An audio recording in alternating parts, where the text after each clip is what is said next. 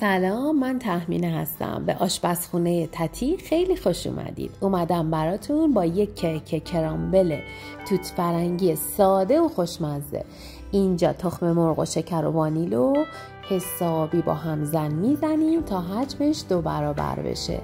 اندازه مواد رو براتون توی دیسکریپشن نوشتم. حتما پیج منو فالو کن و حتما واسم کامنت کن. نظرت برام خیلی مهمه.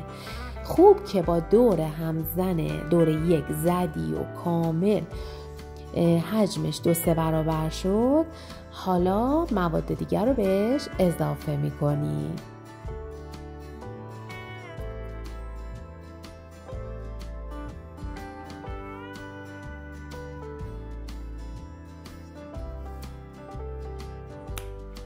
اینجا روغن و کره آب شده رو بهش اضافه میکنی.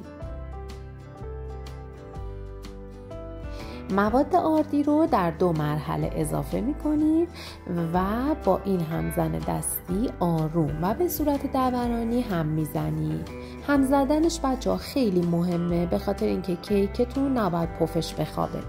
قبل از اینکه مواد رو بخواین درست بکنین با هم میکسش کنین، اول فرتون رو روشن میکنید، قالب رو آماده میکنید. دمای فرم براتون نوشتم.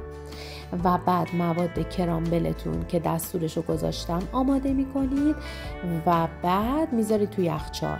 حالا مایه کیک رو که درست کردید با یه اسکوپ بستنی توی کاپ کیک میریزیم. من اینجا 12 تا کاپ کیک دارم و یه قالب کیک صبحانه.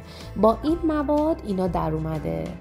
بچه ببخشید صدای من گرفته، امروز یه ذره سرما خوردم، ولی از اونجا که خیلی دوستتون دارم دوست داشتم کلیپمو حتما بگیرم و توی کلیپم باهاتون صحبت کنم. این کرامبلای خرد شده رو از یخچال در میاریم و بعد میریزیم روی مواد. حالا برای اینکه خوشگل ترم بشه موقع سروش، روشو میتونید توت فرنگی هم بذارین.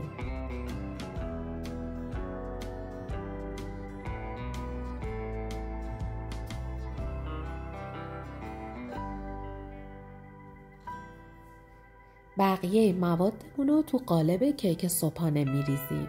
من از این مدل کاغذی که تو همه لوازم قنادی هست استفاده کردم و بعد از اینکه کیکم رو از فر در آوردم کامل که سرد شد، از این کاغذ جداش میکنید. از طعم و مزه این کیک و بافتش هرچی بگم بهتون کم گفتم. بی‌نظیر و محشره. کرامبلای خرد شده رو میریزین روش و بعد روشو بقیه توت فرنگی ها رو میریزین. موندگاری این کیک هم خیلی بالاست، میره داخل فر. بعد از فرم به همین خوشگلی که میبینی و لذیذی. کانال من رو سابسکرایب کنید، زنگوله رو بزنید تا آموزش های دیگه هم بیاد براتون.